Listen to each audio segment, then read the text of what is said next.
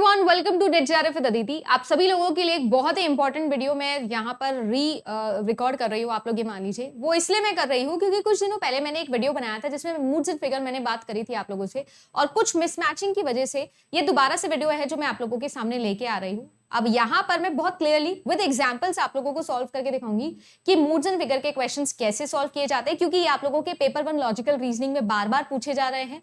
साथ ही साथ जो फिगर 3 और फिगर 4 का कंफ्यूजन लास्ट क्लास में हो गया था, उसके लिए सॉरी फॉर इनकन्वीनियंस। मैं अभी उसको एक बार सॉर्ट आउट कर देती हूँ कि क्या मैं यहाँ पर आपको बोलना चाहती हूँ।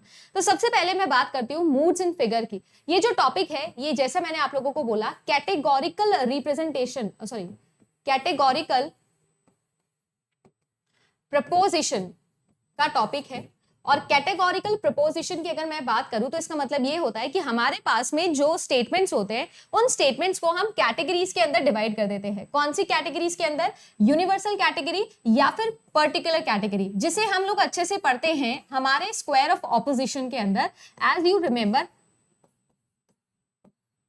सम एंड सम नॉट, ठीक है जी, जिसको हम रिप्रेजेंट करते हैं एज ए ई आई ओ, ठीक है ना। तो ये सिंबल्स भी हमें पता होने चाहिए और इन सिंबल्स का क्या मतलब होता है ये भी हमें पता होना चाहिए, क्योंकि ये जो कैटेगोरिकल प्रपोजिशंस है, ये जो यूनिवर्सल और ये जो पर्टिकुलर स्टेटमेंट्स है इन अफर्मेटिव एंड नेगेटिव रिस्पेक्ट, ये जो है यही मेरे लिए क्या होते हैं, यही मेरे लिए होते हैं मूड्स। एक्चुअली में और कुछ नहीं है मूड जो है वो इन चारों के अंदर मेरे किसी भी प्रपोजिशन को, किसी भी प्रेमाइस को, किसी भी आर्ग्यूमेंट को, यानी कोई भी जो आप लोगों के पास में पीपीसी फॉर्मेट है, इस पीपीसी फॉर्मेट के अंदर जो भी स्टेटमेंट मेरे पास में आता है, जो भी आर्ग्यूमेंट मेरे पास में आता है, उनको मैं क्या कर सकती हूँ, कैरेक्टराइज कर सकती हूँ इन चारों सिंबल्स को यूज करके। और इन सिंबल्स के मिक्सचर से मेरे पास में 4 तरीके के फिगर्स बनते हैं, जिसको अभी हम लोग देखने वाले हैं, जो कि डिपेंडेंट होते हैं on the position of middle term. Position of middle term पर ये बेस्ड होते हैं। जैसे कि मैं आप लोगों को एक एग्जांपल लिखकर दिखाती हूं। अगर मैंने आप सभी लोगों से बोला कि some boys went to school, right, मैंने आप लोगों को ये बोला some boys went to school, right, और मैंने आप लोगों को बोला some girls went to school, right. ये चीज मैंने आप लोगों को बोल दी। तो मैंने ऐसे बोला आप लोगों को some boys went with girls. For example, मैंने कुछ भी यहाँ पर एक स्टेटमेंट ले लिया है, कुछ भी रैंडम से मैंने एक स्टेटमेंट लिया है, बट मैं आप लोगों को इससे समझाना चाहती हूँ कि मैं क्या बोल रही हूँ। अब बेसिकली मेरे पास में अगर आप लोग देखो तो मेरे पास में एक स्टेटमेंट है जिसको हम प्रेमाइस बोलते हैं, प्रेमाइस 1, प्रेमाइस 2, और ये मेरे पास में इनके बिहाफ पर मैंने एक कंक्लूजन निकाल लिया है कि भाई कुछ लड़के जो थे वो स्कूल गए, कुछ लड़कियां भी स्कूल गई। इसका मतलब ये है कि कुछ लड़के जो है उनके साथ में कुछ लड़कियां गई। ये मैंने जो है वो एक कंक्लूजन निकाल लिया। कुछ भी कंक्लूजन में निकाल सकते हो अपनी मर्जी से, वो अलग बात है। ये वैलिड होगा कि नहीं वैलिड होगा, उसके लिए हम इसका मूड्स एंड फिगर चेक करते हैं। मूड्स एंड फिगर्स दोनों चेक करने के बाद में ही मुझे किसी स्टेटमेंट की लॉजिकल वैलिडिटी के बारे में पता चलता है। मेरे पास में यहाँ पर मिडिल टर्म, मेजर टर्म और माइनर टर्म निकालना सबसे पहला टास्क होता है। तो जो सबसे पहला स्टेप है वो स्टेप 1 ये है कि आपको यहाँ पर मिडिल टर्म फाइंड आउट करनी है, मेजर टर्म फाइंड आउट करनी है और माइनर टर्म फाइंड आउट करनी है, राइट। ये आपका स्टेप 1 होता है। तो मेरे लिए जो मेरे प्रेमाइसिस के अंदर कॉमन टर्म होती है, जैसे कि यहाँ पर अगर आप लोग देखो तो स्कूल और स्कूल लिखा हुआ है, ये जो दोनों टर्म्स हैं ये मेरे लिए क्या है, कॉमन टर्म है, और यही मेरे लिए क्या होती है, मिडिल टर्म होती है। जो कॉमन टर्म होती है वो होती है मेरी मिडिल टर्म, जो कभी भी मुझे किसमें नहीं दिखेगी, कंक्लूजन में नहीं दिखेगी। यहाँ पर आप देखो तो स्कूल जो है वो कॉमन टर्म है और मुझे कंक्लूजन में नहीं दिख रही है, so therefore this is my middle term. जो मेरा मेजर और माइनर टर्म होती है वो मैं निकालती हूं किससे, मेरे कंक्लूजन से। कंक्लूजन के अंदर एक होता है सब्जेक्ट और एक होता है प्रेडिकेट। तो जो आपके कंक्लूजन का प्रेडिकेट होता है वो हमारे लिए हमेशा होती है मेजर टर्म, और जो आपके कंक्लूजन का सब्जेक्ट होता है वो मेरे लिए होता है माइनर टर्म। ये हमको पता है और ये हमको पता होना चाहिए, तभी हम लोग जो है वो मूड्स एंड फिगर के क्वेश्चन सॉल्व कर सकते हैं। अब यहाँ पर अगर आप लोग नोटिस करो तो 2 और चीजें हैं जो मैं कंक्लूड कर सकती हूँ, वो है मेरा मेजर प्रेमाइस और मेरा माइनर प्रेमाइस। ये है आपका स्टेप 1। अब हम आ जाते हैं हमारे स्टेप 2 पर। जो स्टेप 2 क्या है, स्टेप 2 ये है कि मुझे स्टैंडर्ड फॉर्म के अंदर क्या करना है, मेरे इस आर्ग्यूमेंट को प्लेस करना होगा। स्टैंडर्ड फॉर्मेट होता है major premise as major premise minor premise and conclusion, ये जो है ये मेरा एक स्टैंडर्ड फॉर्मेट होता है। यानी कि अगर माइनर प्रीमाइस ऊपर लिखा हुआ है तो पहले मुझे उसे नीचे लेके आना पड़ेगा, फिर मैं आगे जो है वो क्वेश्चन को सॉल्व करूंगी। अब यहाँ पर नोटिस करो, ये जो मेरा बॉयज है ये मेरा माइनर टर्म है, और नोटिस करिएगा कि जिस प्रीमाइस में मेरा माइनर टर्म आता है वो मेरे माइनर प्रीमाइस हो जाता है, और जिस प्रीमाइस में मेरा मेजर टर्म होता है ना, जिस प्रीमाइस में मेरा माइनर टर्म होता है वो मेरा माइनर प्रीमाइस, जिस प्रीमाइस में मेरा मेजर टर्म होता है वो मेरा मेजर प्रीमाइस हो जाता है। तो अगर आप नोटिस करो तो ये जो है ये मेरा माइनर प्रीमाइस है, और ये जो है ये मेरा मेजर प्रीमाइस हो गया है। This is major, this is minor. यानी कि मैंने क्या किया है, ऊपर नीचे लिख दिया है। यानी कि जो करेक्ट फॉर्मेट इसका होना चाहिए वो ये होना चाहिए कि मैम ये होना चाहिए कि some girls went to school, है ना। फिर नीचे आना चाहिए some boys went to school, और कंक्लूजन जो है वो तो सेम ही रहेगा, that some boys went with girls.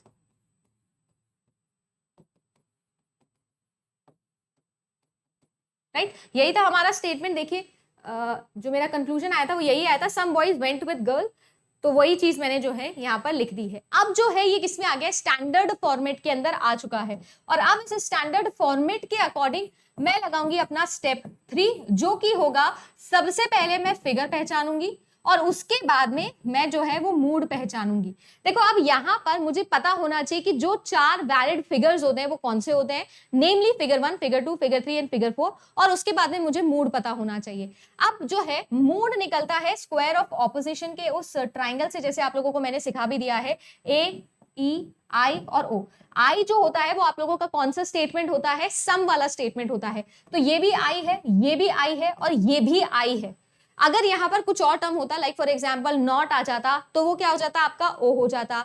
ऐसा कुछ भी हो सकता है। जैसे फॉर एग्जाम्पल मान लो कि इस जगह मैं इसको चेंज करके देखती हूँ, है ना, थोड़ा सा चेंज करके देखते हैं। फॉर एग्जाम्पल मैं ये क्या बोल रही हूँ, सम बॉयज डिड नॉट, देखना ध्यान से, did not went with girls. मैंने अपने हिसाब से इसको चेंज किया है in order to do something different, so that समझ में आ सके कि वो क्या है। अब यहां पर ये जो आप लोगों का कंक्लूजन, ये आई नहीं है, ये क्या बन चुका है, ये ओ बन चुका है।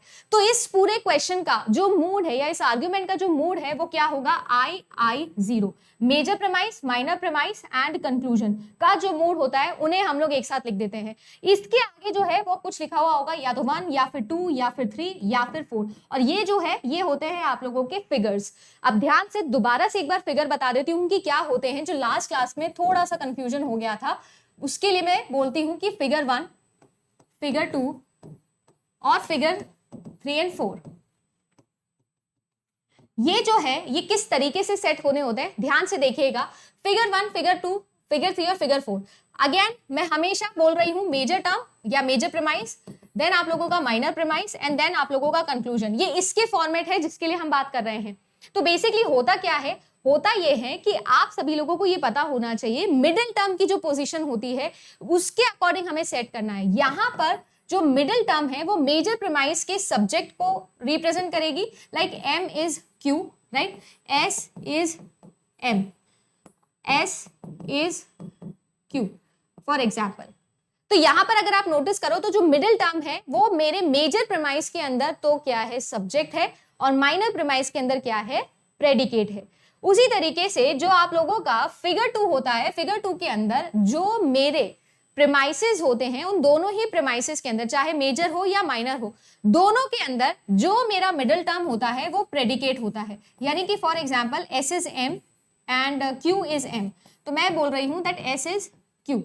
ये क्या है, दोनों के दोनों ही प्रेमाइसेस के अंदर, चाहे मेजर हो या माइनर हो, दोनों केस के अंदर जो मेरा मिडिल टर्म है वो क्या है, मेरा मिडिल टर्म क्या रिप्रेजेंट कर रहा है, प्रेडिकेट टर्म को रिप्रेजेंट कर रहा है। जो बाद में आता है वो प्रेडिकेट, पहले जो आता है सब्जेक्ट।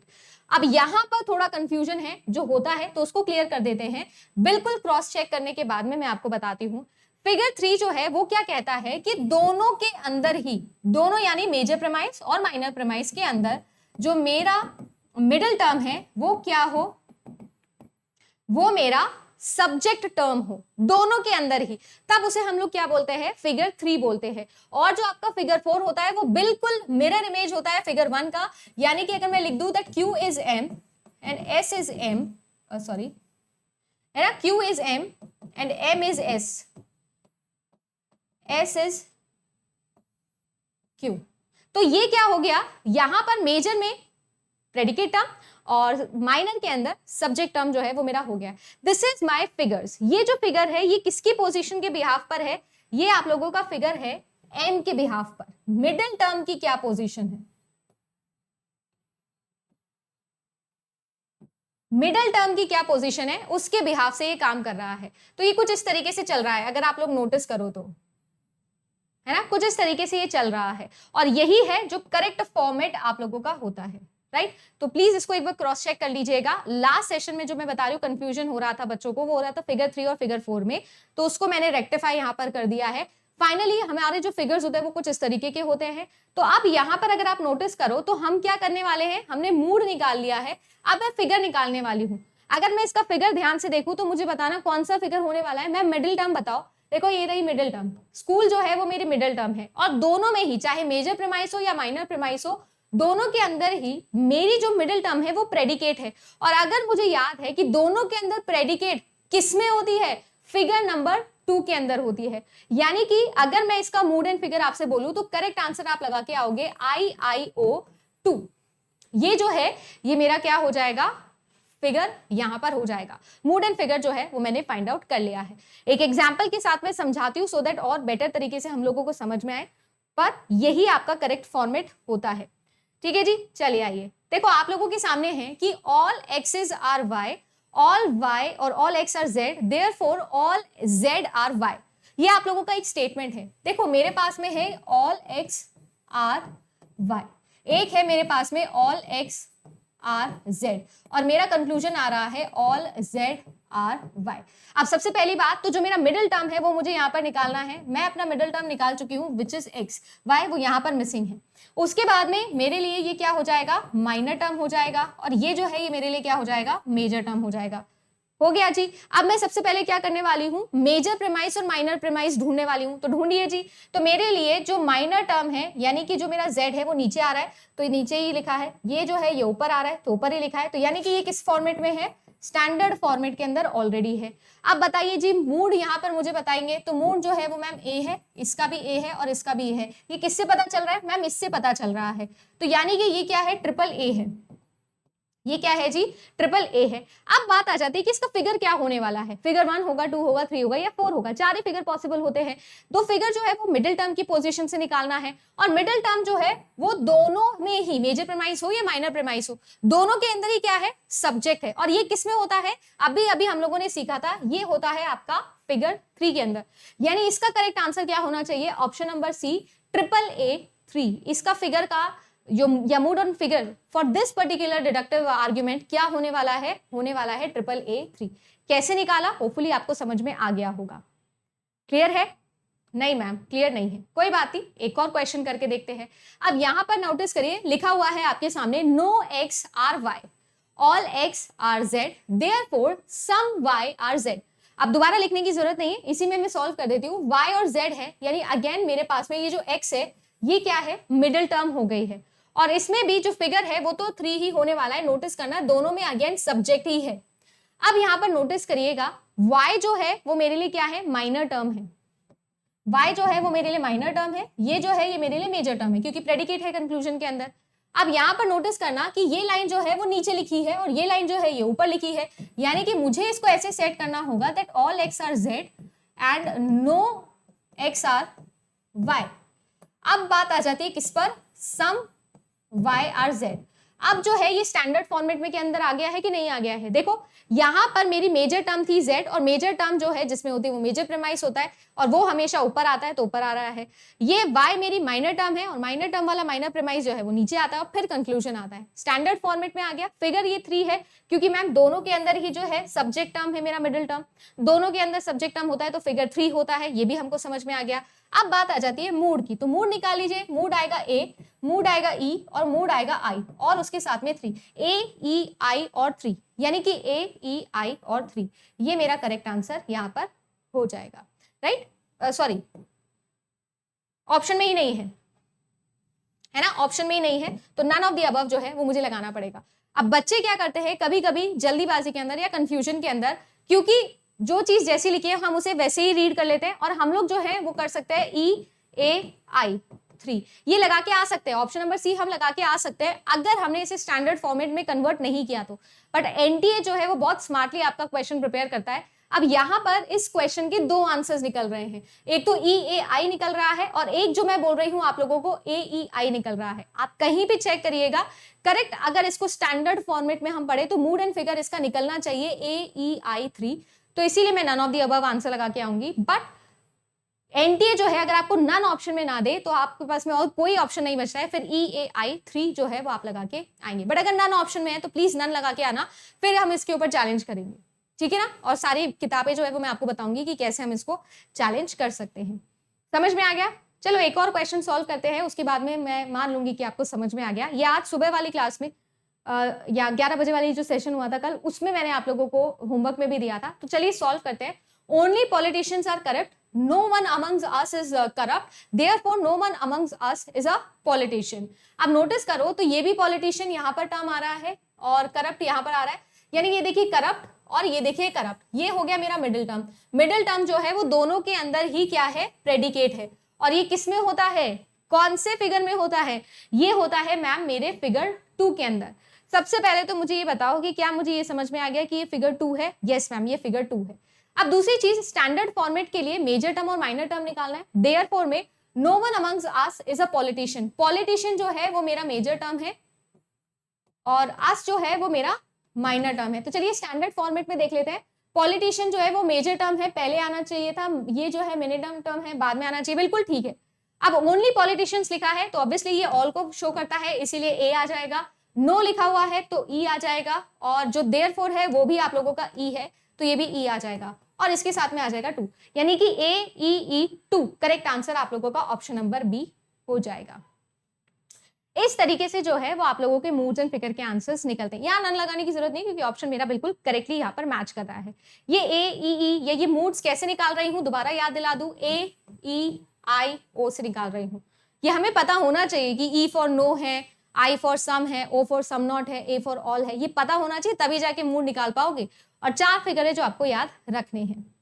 होपफुली आप लोगों को ये सारी चीजें समझ में आ गई होंगी। अब इस मूड्स एंड फिगर के अंदर ना वैलिडिटी का भी बड़ा इशू आता है, राइट। आपके पास में 15 ऐसे कैटेगोरिकल प्रपोजिशंस होते हैं अंडर दीज 4 फिगर्स जो कि वैलिड माने जाते हैं। अब आप चाहो तो उन वैलिड फॉर्म्स को याद रख सकते हो, बट वेयर एज मैं आप लोगों को ये राय दूंगी कि उसे याद रखने की कोई जरूरत नहीं है। सिंपल सी एक ट्रिक है जो मैं आपको सिखाती हूँ।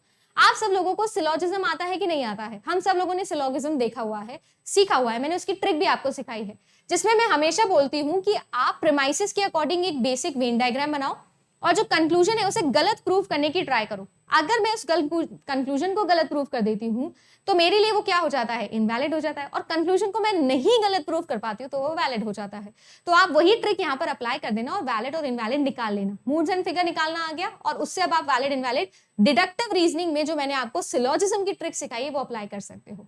सो आप लोगों को वो 15 प्रिपोजिशंस अलग से याद नहीं रखने पड़ेंगे कि फिगर 1 में कौन कौन से वैलिड होते हैं, फिगर 2 में कौन कौन से वैलिड होते हैं, वो याद नहीं करना पड़ेगा, डायरेक्टली आप निकाल लेना। आपको तो उसी क्वेश्चन के लिए निकालना है ना। हाँ, बट फिगर आपको पता होना चाहिए कौन सा क्या होता है और कैसे मैंने निकाला, वो हमें पता होना चाहिए। होपफुली आप लोगों के लिए यूटिलिटी ये रहेगी। जो मिस्टेक लास्ट सेशन में हुई थी वो मैंने रेक्टिफाई कर दी है और इसीलिए इसको दोबारा से रीअपलोड किया है, सो दैट आप लोगों के लिए एग्जाम के बिल्कुल लास्ट टाइम में कोई कंफ्यूजन ना रह जाए। ओके गाइज, होपफुली आप लोगों को आज का सेशन समझ में आया होगा और ये एग्जाम में आपकी हेल्प करेगा। I wish and I hope कि आपके एग्जाम में ये क्वेश्चन आ जाए, और बाकी जिनका भी एग्जाम्स बचा हुआ है ऑल द वेरी बेस्ट। मिलते हैं आप लोगों से नेक्स्ट सेशन में। अच्छा लगा तो लाइक कर दीजिएगा, कमेंट करके जरूर बताइएगा, चैनल सब्सक्राइब नहीं किया है तो कर लीजिएगा। आपके लिए बहुत ही कुछ मजेदार और कुछ बड़ा है जो हम लेके आने वाले हैं 15 अक्टूबर को, जो मुझे लगता है कि इस यूजीसी नेट कैटेगरी के अंदर एक रेवोल्यूशन लेके आएगा। सो जरूर ज्वाइन करिएगा, बने रहिएगा, चैनल को सब्सक्राइब कर लीजिएगा। Good luck.